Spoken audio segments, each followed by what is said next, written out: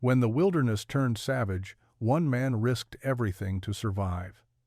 Amidst the unforgiving 1800s frontier, his glass bottle wall defied reason and changed the future of survival. What began as an impossible idea quickly became a legend of ingenuity and resilience. But how did a stack of bottles save him from nature's wrath? The truth behind this ingenious invention lies waiting to be uncovered. Before we dive in, let us know where you're watching from. And if these frontier stories move you, hit that subscribe button because tomorrow's episode holds an even greater survival mystery. The wind cut through the vast wilderness like 1,000 knives, its icy grip wrapping around the lone figure huddled against the elements. The year was 1850, and the frontier was still unforgiving.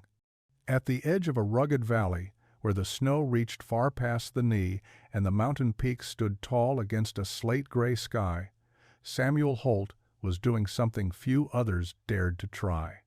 He was building a house, or at least what others thought might be a poor imitation of one.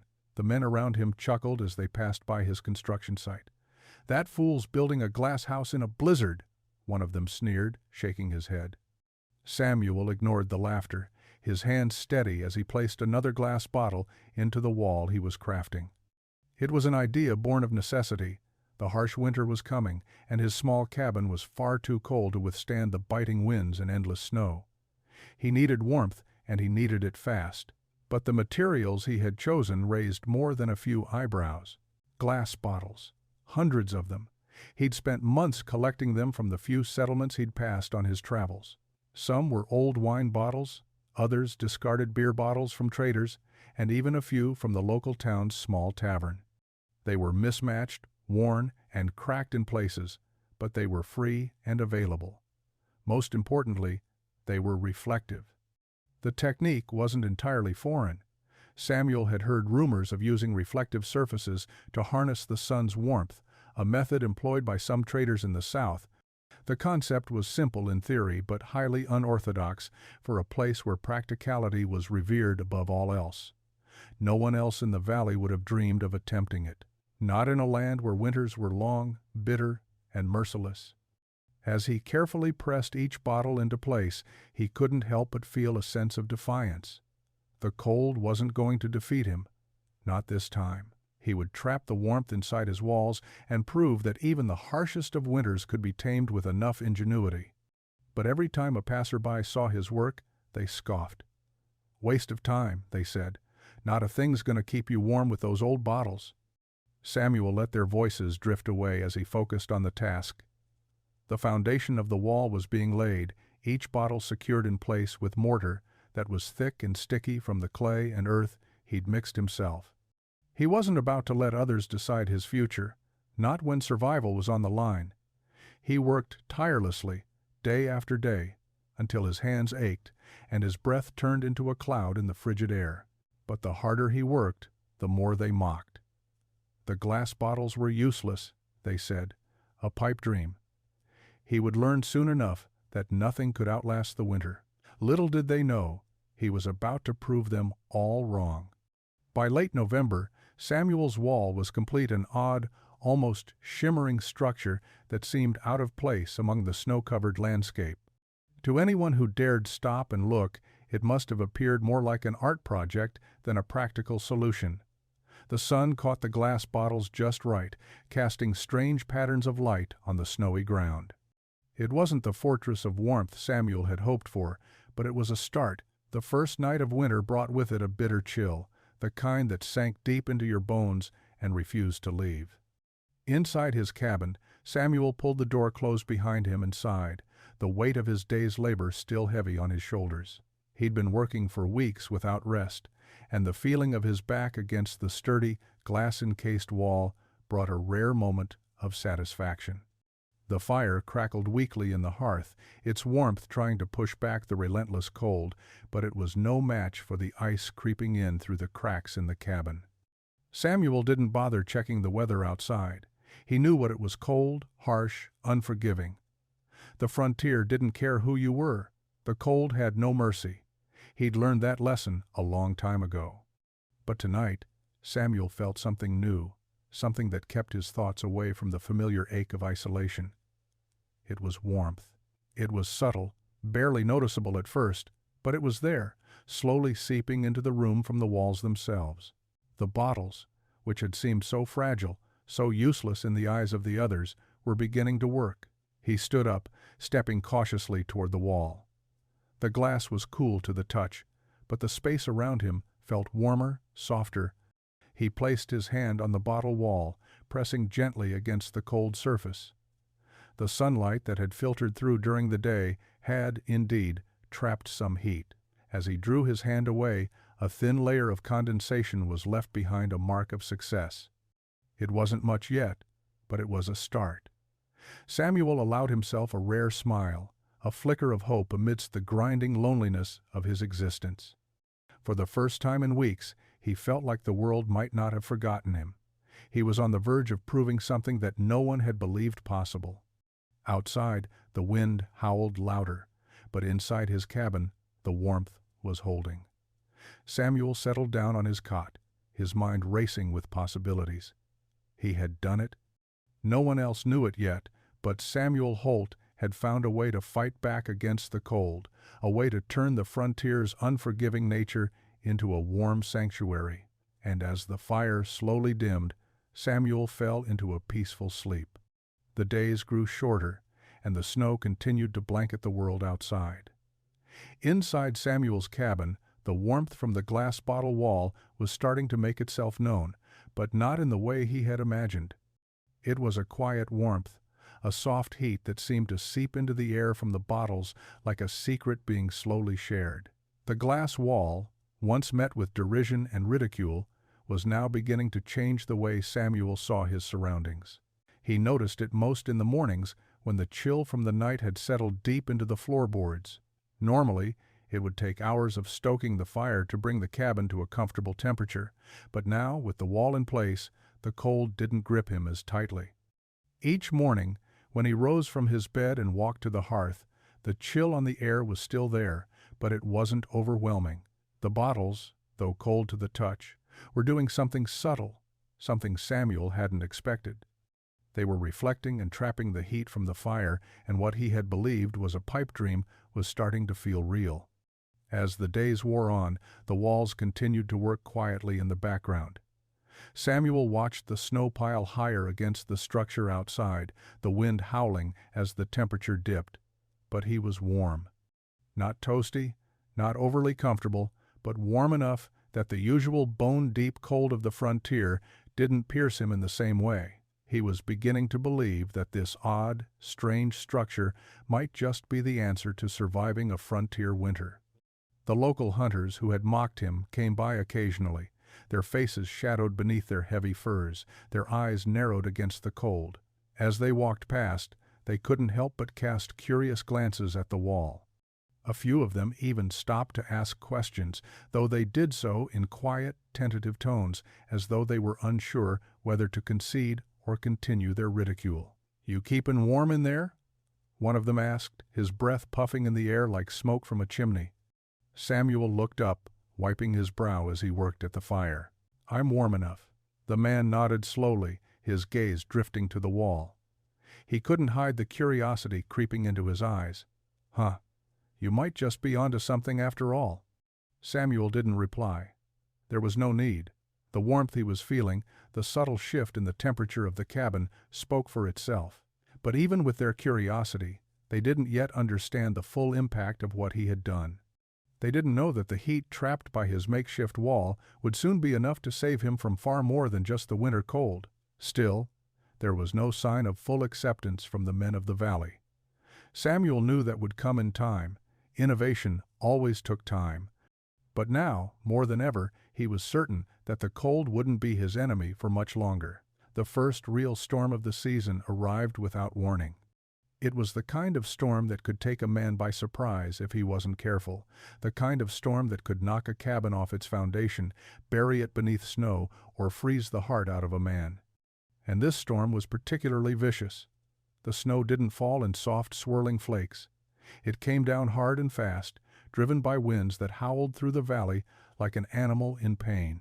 The temperature plummeted, and the air itself seemed to freeze in place. Samuel had heard whispers about the storm on his last trip to the trading post. The men there had spoken of it with a kind of grim inevitability, like they knew the storm was coming but had no way to stop it. For the next few days, the mountain would be completely cut off, leaving him alone with nothing but the storm and his ingenuity. He spent the afternoon securing the door and the small windows, making sure that his cabin would hold up against the onslaught. The walls of his cabin were solid. They were built with care, with a foundation that had been tested by time and weather. But this storm was different. It was more than the usual winter chill. It had a bite to it, one that even the thickest of log walls couldn't always fend off. As the storm began to howl outside, Samuel huddled by the fire.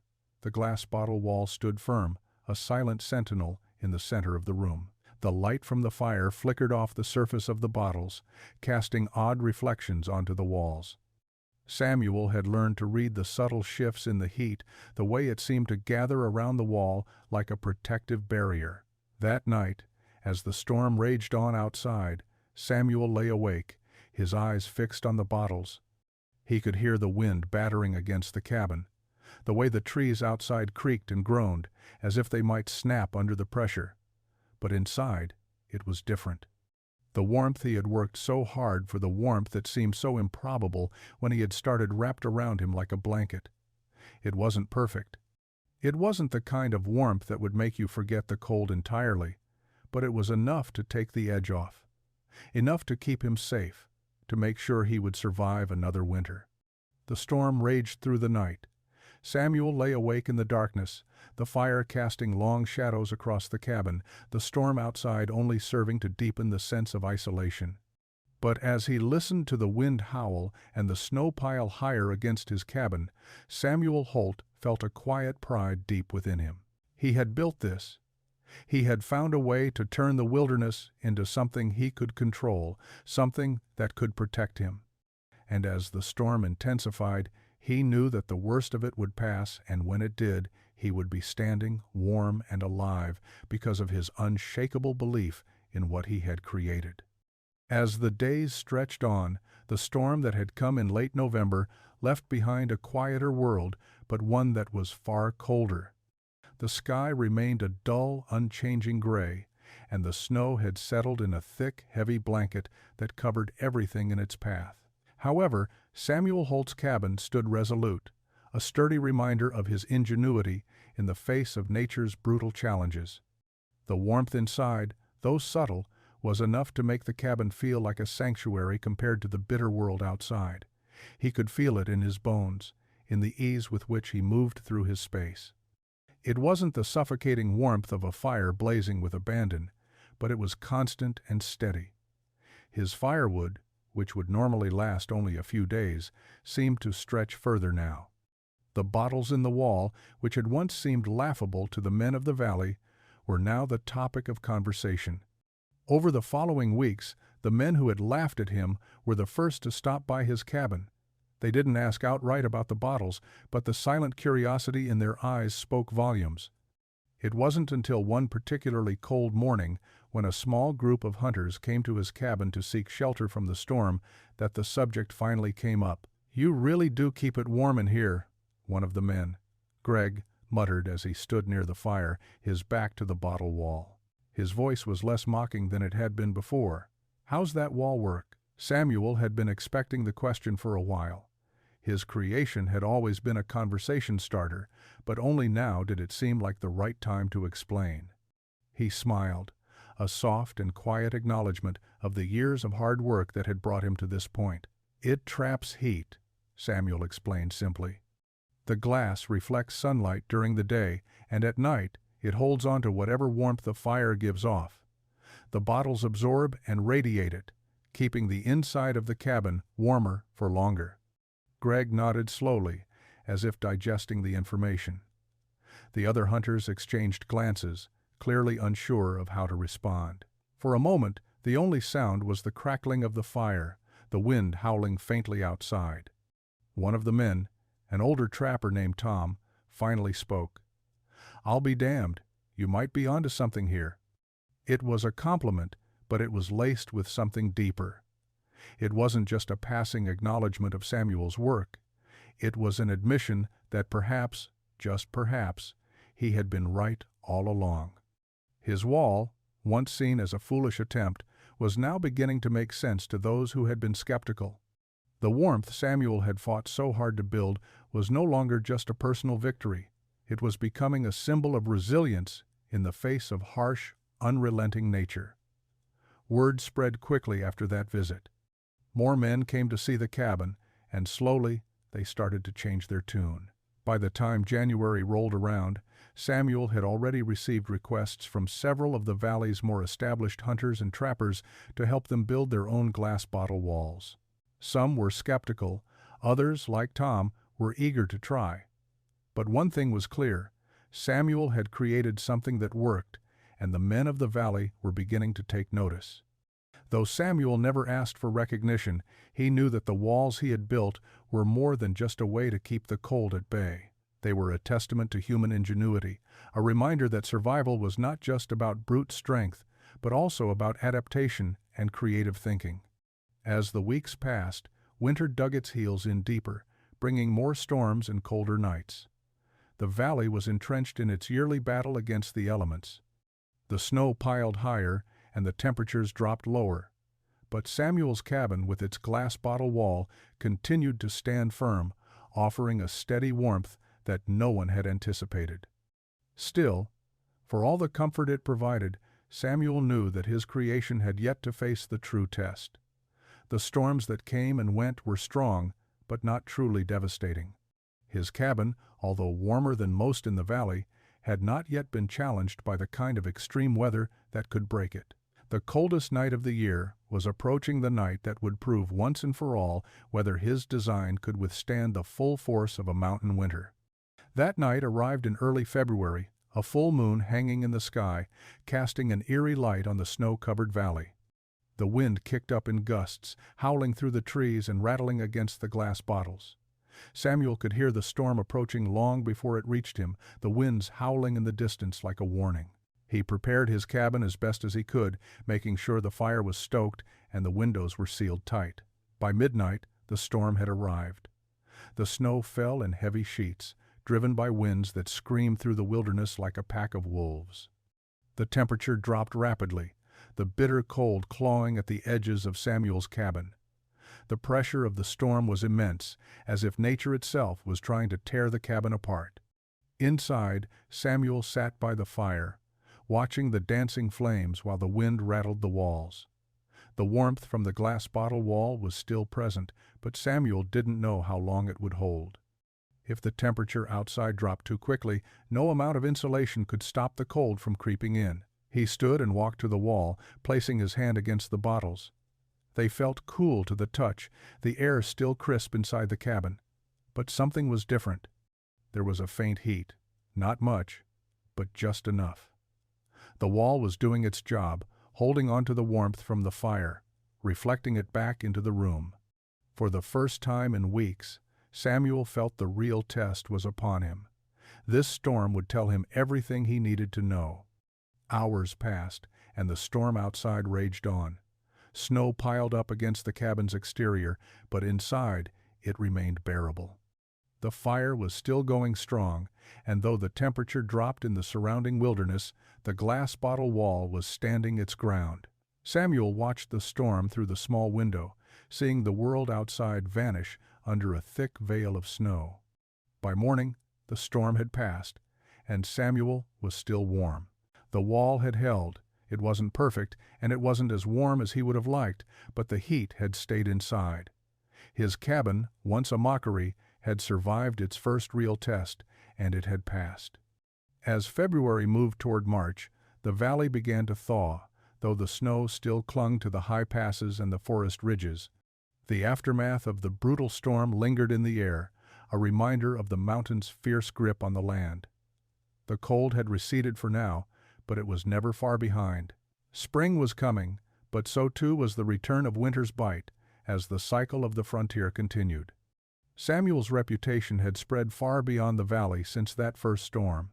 The other trappers, those who had once laughed at him, now sought him out with a mixture of curiosity and reluctant respect. They had seen the cabin withstand the worst nature could throw at it, and many wanted to know how he had done it. Some wanted him to teach them, while others were just looking for a way to save their own skin when the next winter came. One morning, as Samuel was making his way to the trading post to gather supplies, he came across Tom, the older trapper who had seen his cabin firsthand. Tom was standing near the edge of the forest, eyeing Samuel with a thoughtful expression. The wind had calmed, but the chill of winter still hung in the air. "You built that wall, didn't you?" Tom asked, his voice gruff, but no longer dismissive. Samuel paused, knowing where this conversation was headed. He had expected this day would come. "Yeah, I did." Tom took a long look at him, the usual skepticism in his eyes replaced by something else. "We could use a cabin like yours up at Red Creek. Bear attacks have been more frequent, and the cabin's hardly fit to hold up against a storm, let alone one of those brutes. You think you could come up and help?" Samuel's heart skipped a beat. The request was unexpected. He had always worked alone, surviving by his wits and ingenuity. But the idea of helping someone else, of sharing what he had learned, gave him a sense of pride he couldn't deny. "I could," Samuel replied, his voice steady but considering. "But it won't be easy. The way I build, it takes time, and materials, lots of them." Tom nodded, acknowledging the challenge. "We got the materials. You just come up, show us what you know, and we'll do the rest." Samuel's mind raced.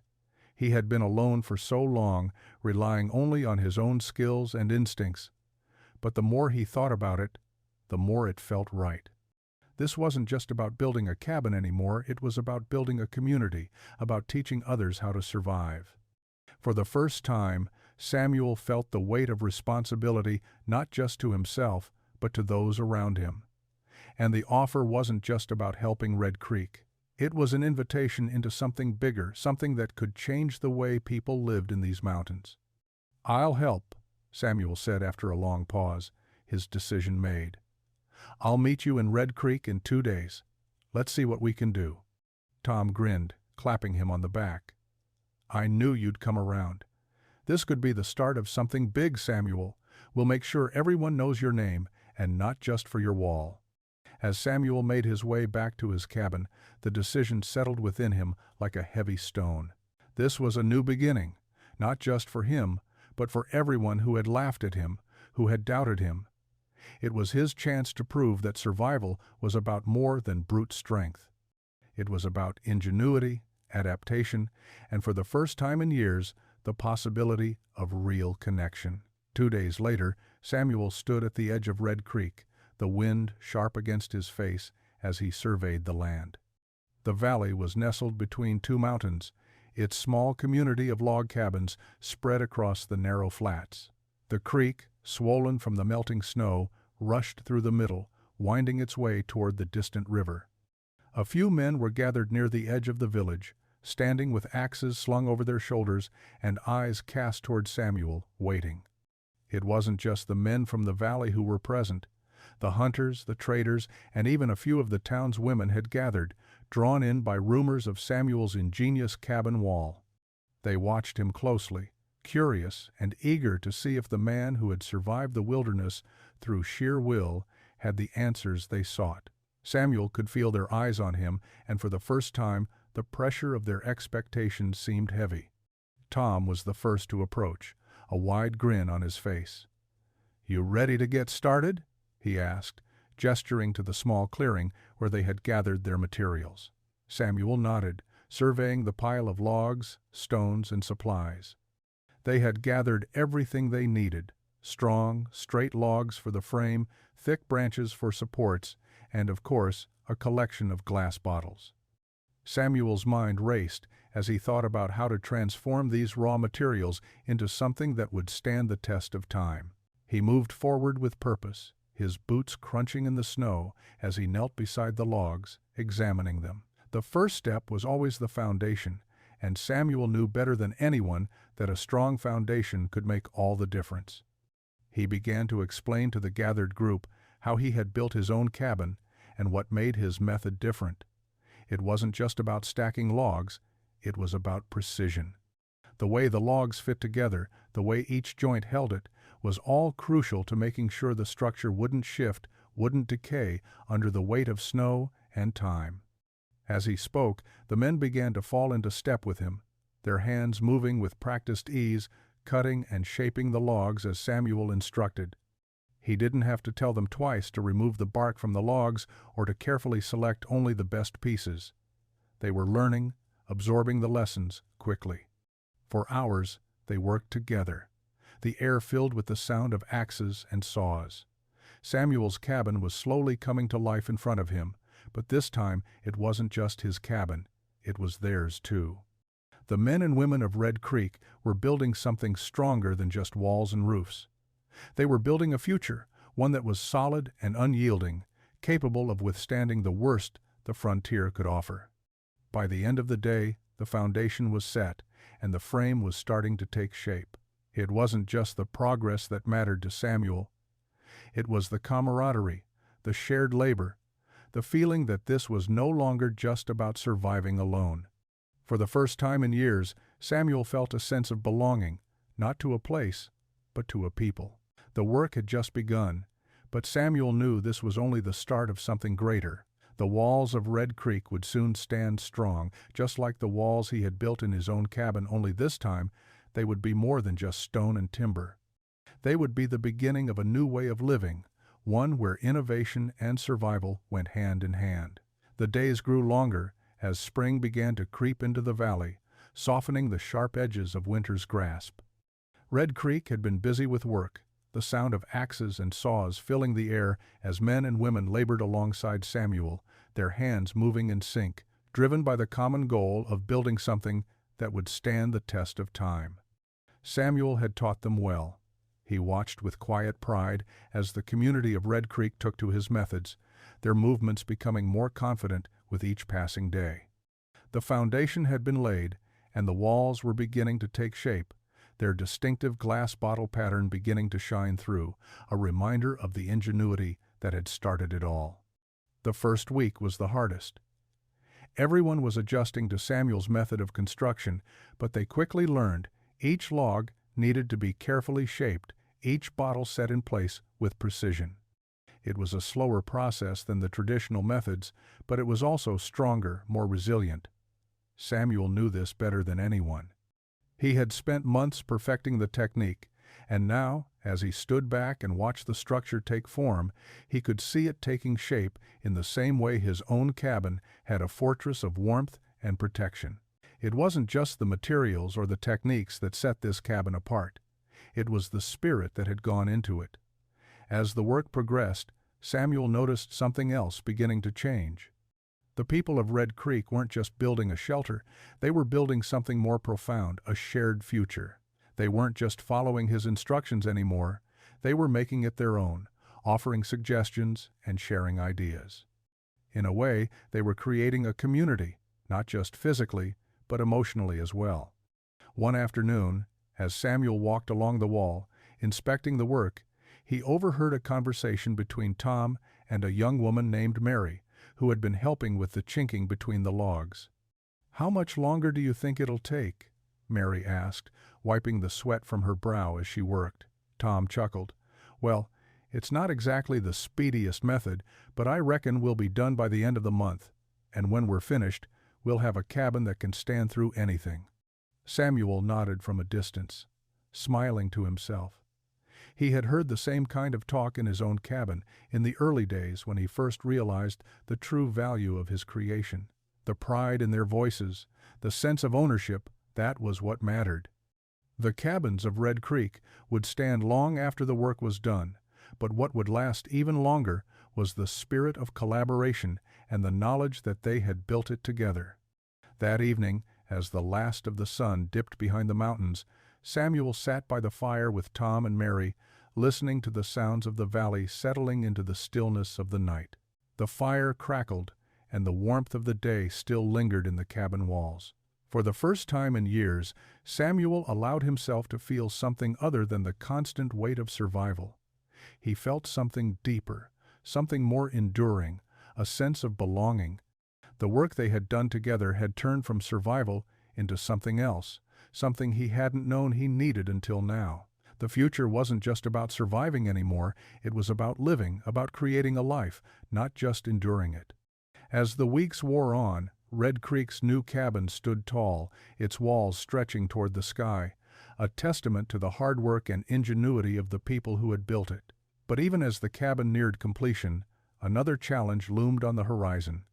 The men and women of Red Creek had built a place to survive the winter, but now they needed to test whether their collective efforts could stand up to the most difficult test of all: trust. The valley had been a tight-knit community, but not without its struggles. Suspicion and fear had often kept them apart, each person holding tightly to their own resources, their own survival strategies. Samuel had seen it in their eyes when they first arrived in Red Creek. They were used to doing things alone, trusting only themselves and their own skills. But now, as the cabin neared completion, the people of Red Creek had begun to realize something: they couldn't survive alone anymore. Not here. Not in this harsh land. Samuel knew this better than anyone. For years, he had survived alone, relying only on his wits and his willpower. He had built his cabin, his wall of glass bottles, alone. But now, standing amidst the growing structure, he saw something new. They weren't building just for themselves anymore. They were building for each other. The real test came when a group of men came to Samuel with an urgent request. There had been word of a bear sighting near the outskirts of the valley, and the hunters had been tracking it for days. The men wanted to take the cabin's newly finished walls on a trial run. They needed Samuel's help. It was a dangerous proposition, but Samuel didn't hesitate. He knew that Red Creek's survival depended on more than just the walls.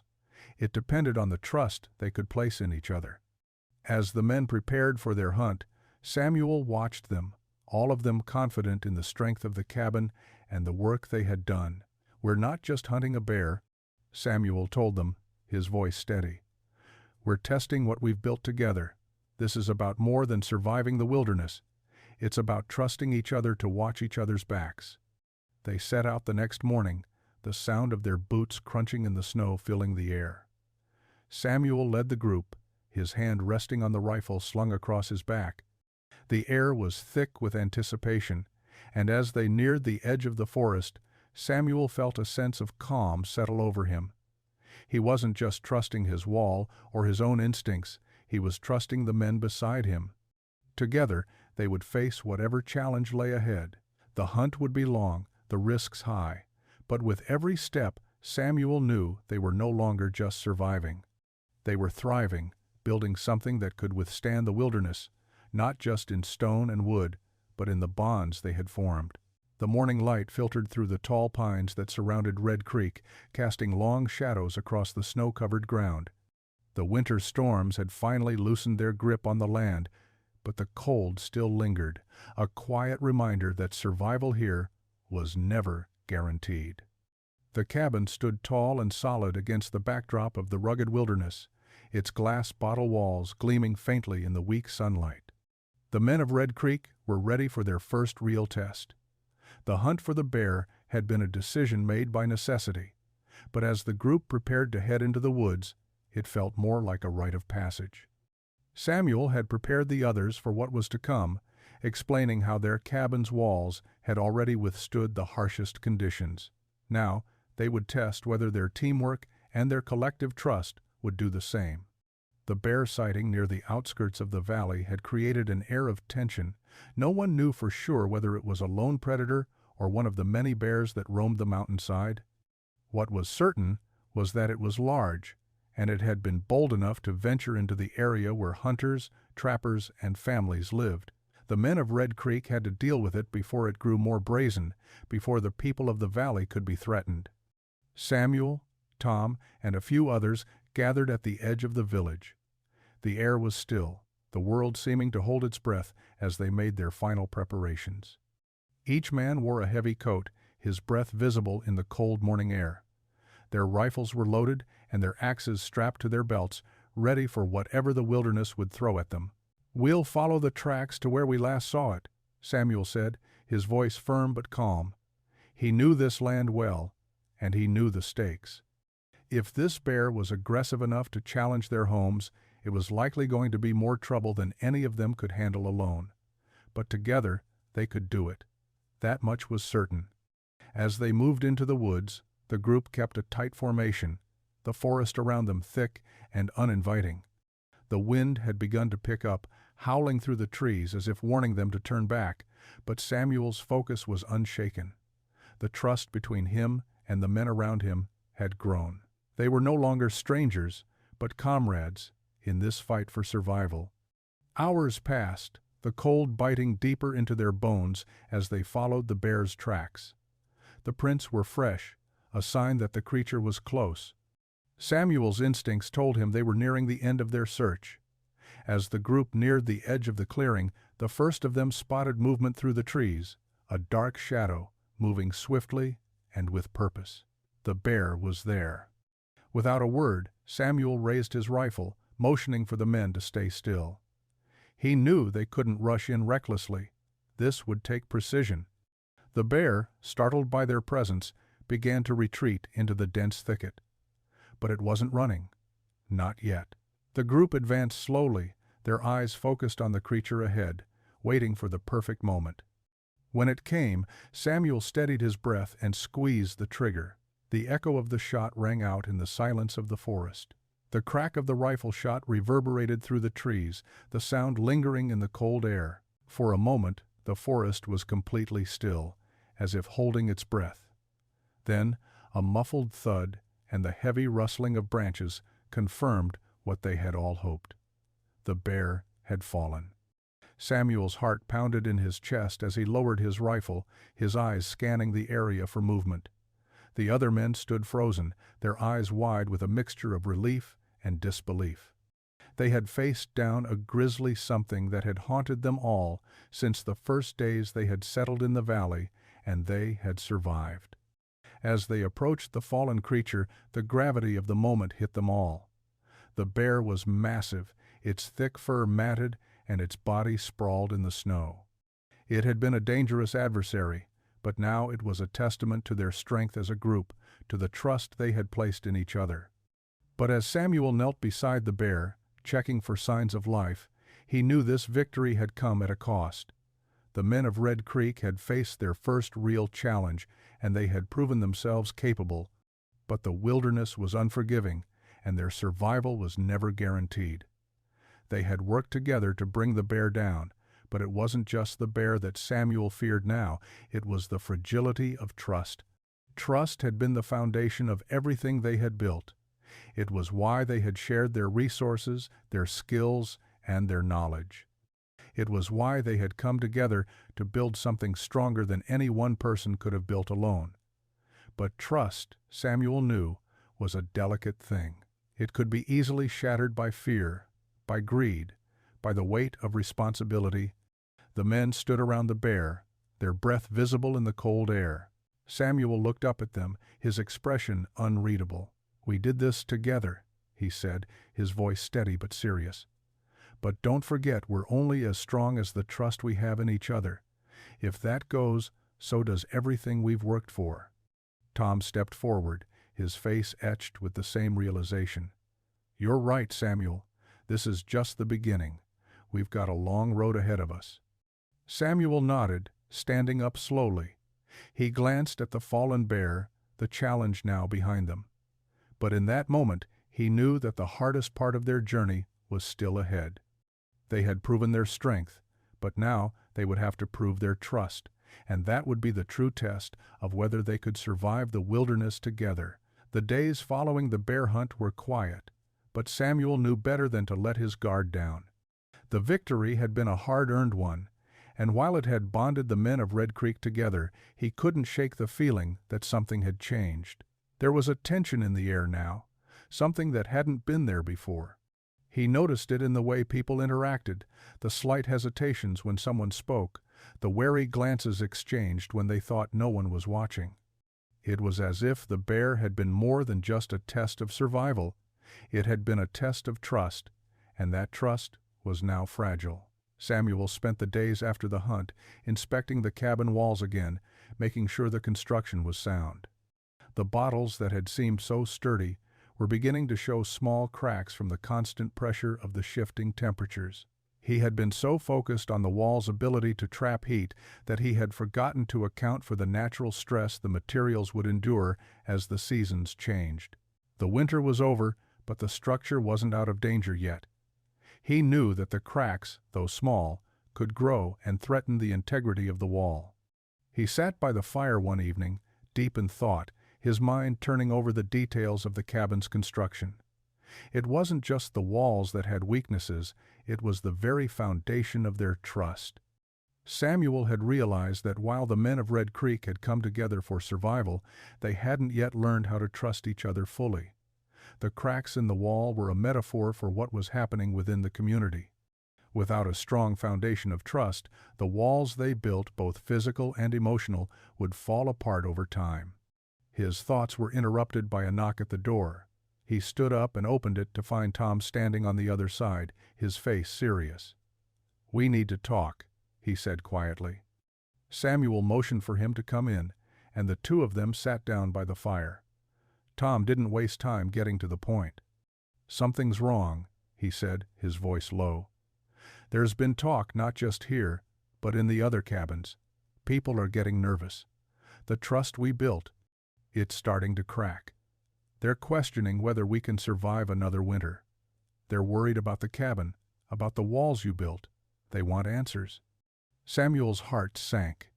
He had known it was coming, but hearing it spoken aloud made it all too real. The cracks in the wall weren't the only thing threatening their survival. Without trust, everything they had worked for could unravel. "I knew it would come to this," Samuel said quietly, his gaze fixed on the fire. "But we can't afford to let it break. We have to keep moving forward together."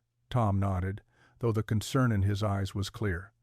"How do we fix this, Samuel?" For a moment, Samuel didn't answer. He had always worked alone, relying on his own instincts. But now, in the face of this new challenge, he realized that the only way to rebuild their trust was through action. They couldn't just talk their way through this. They had to show the people of Red Creek that they could rely on each other, that they could trust the walls they had built, both physical and emotional. "I'll speak to them," Samuel said finally. "We need to be open with each other. We can't afford to hide our doubts anymore.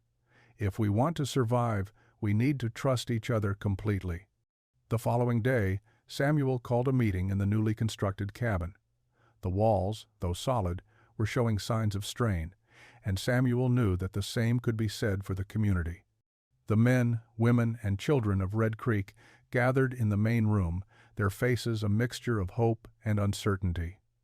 Samuel could feel the weight of their expectations as he stood before them. He wasn't just talking about the cabin anymore, he was talking about the survival of their entire way of life. Tom was by his side, offering quiet support as Samuel prepared to speak.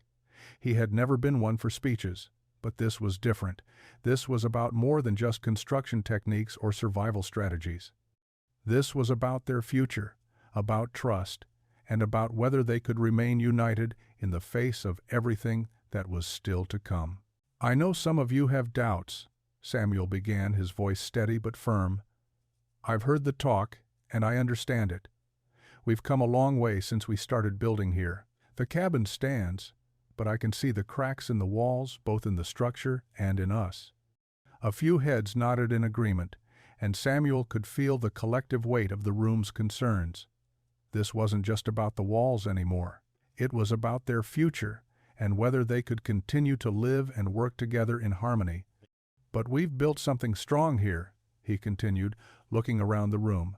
"The cabin stands because we built it together, and the only way we'll continue to survive, the only way we'll get through another winter, is if we continue to trust each other.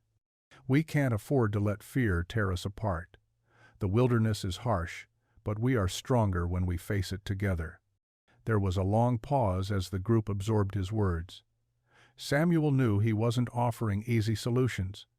Trust wasn't something that could be fixed overnight. But the only way forward was through honesty, through shared responsibility, and through the willingness to be vulnerable with each other.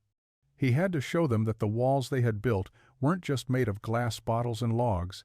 They were made of something stronger, the will to survive and the faith they had in one another. "We'll face our challenges together," Samuel finished, his voice quieter now.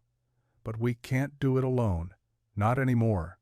The room fell silent for a moment, and then Tom spoke up. "He's right. We've come this far.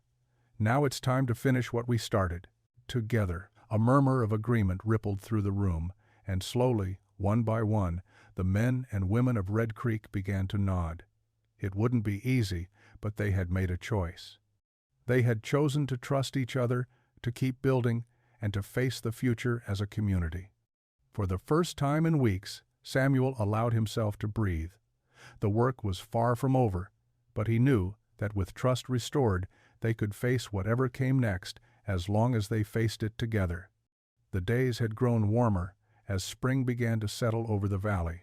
The snow that had once blanketed Red Creek's small community was retreating, revealing the rugged landscape beneath, though patches of white still clung to the mountaintops. For the first time in months, there was a quiet optimism in the air. The bear hunt had brought the men of Red Creek together, and the rebuilding of trust within the community seemed to have solidified their bonds. Samuel had spent the past few weeks working on the cabin, reinforcing the walls, repairing the cracks that had begun to show.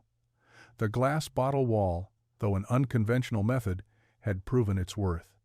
The cabin stood tall, its walls thick and solid, the bottles glistening faintly in the sunlight. Samuel had a quiet pride in the work he had done, but there was still much left to do.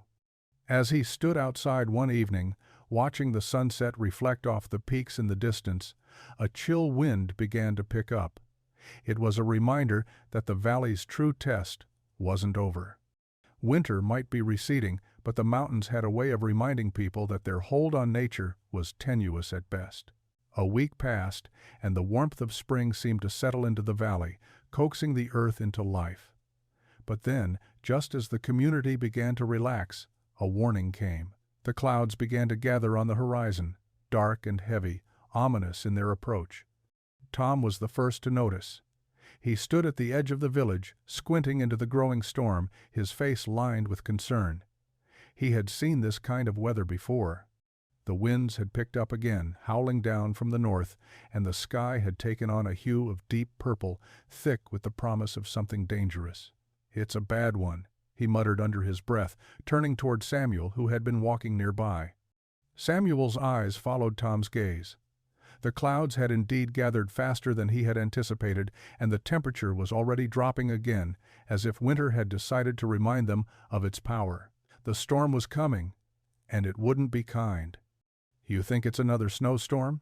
Samuel asked, his voice quiet but steady. Tom nodded grimly. "It's not just snow.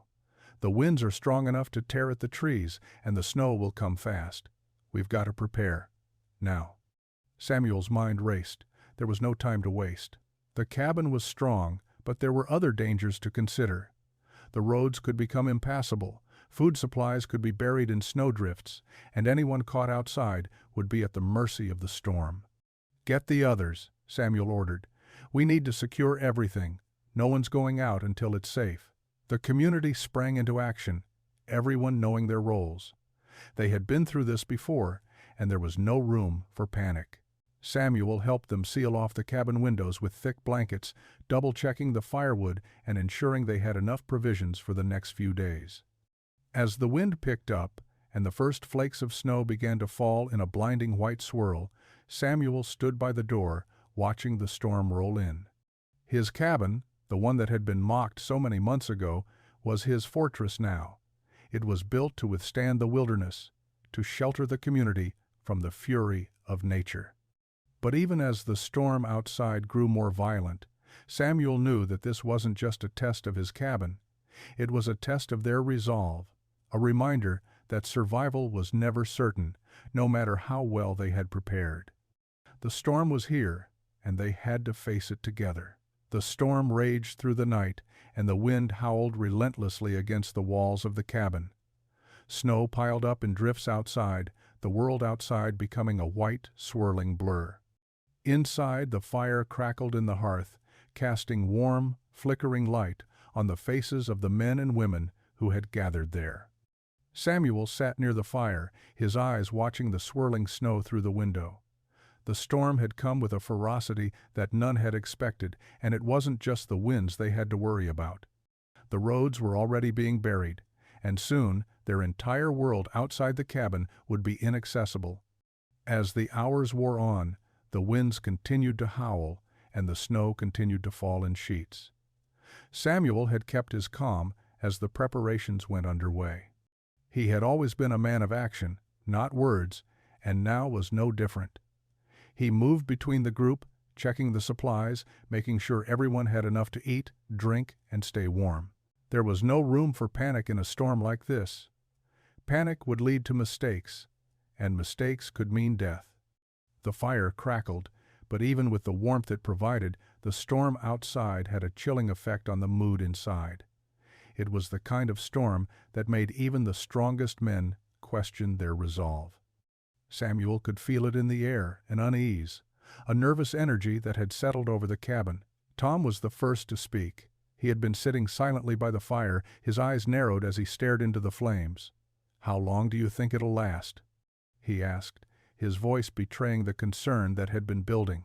Samuel didn't answer immediately. He wasn't sure.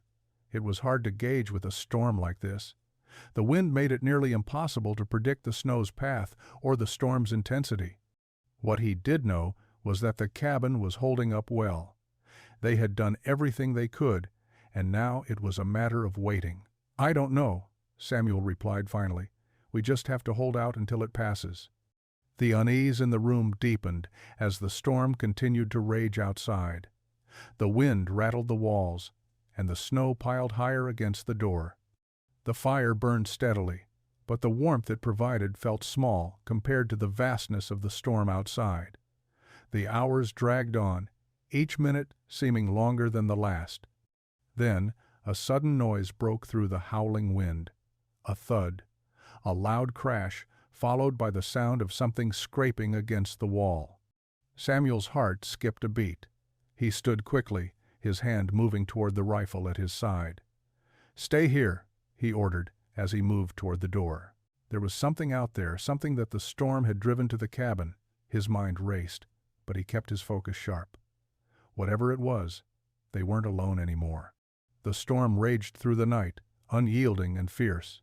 It felt as if nature itself was trying to tear Red Creek apart.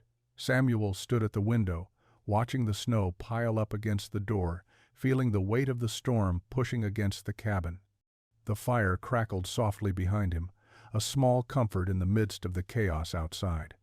There had been a loud crash earlier, a thud against the wall, followed by the scraping sound of something heavy moving outside. Samuel had checked the perimeter and found nothing, but the unease lingered. He had no time for fear.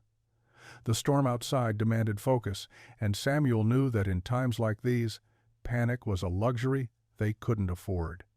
Inside, the cabin was alive with tense energy. The wind howled, the walls groaned, but everyone was doing their part. They'd weathered the worst of the storm before, but this time felt different. The snow was deeper, the winds colder, and they were trapped. They could only wait and trust that the cabin they had built together would hold strong. As the night wore on, the tension broke. The storm didn't relent, but the people of Red Creek had found their rhythm. They shared stories, checked supplies, and made sure the fire never went out. Outside, the snow continued to fall, but inside, the warmth of the cabin felt like a small victory, a triumph over nature's fury. Samuel looked around at the faces of the men and women in the room, their eyes tired but resolute. They had made it through another challenge, together. And together, they would survive whatever came next. When morning came, the storm had finally passed, leaving the valley in a strange, hushed stillness. The sun shone weakly through the dissipating clouds, casting long shadows over the snow. The world had been transformed, a quiet blanket of white that stretched as far as the eye could see. Inside the cabin, the fire had burned low, but Samuel felt an overwhelming sense of calm. The worst was over, And they had made it through not just because of their strength or skill, but because they had learned to trust each other. As the men and women of Red Creek set out to clear the snow and rebuild the paths, Samuel stayed back, watching them work. The cabin was intact, its glass bottle walls standing firm against the weight of the snow. It had held up, and so had the community. Samuel's work, his idea, had proven itself in the end. But it was the trust that had been built between them all that had allowed them to survive. The walls weren't just physical structures, they were a testament to the resilience of the people who had built them. As Samuel looked out at the valley, he knew that the true legacy of his work wasn't just in the cabin or the walls, but in the bonds that had been forged in the face of adversity. They had come together, and they would endure. Together,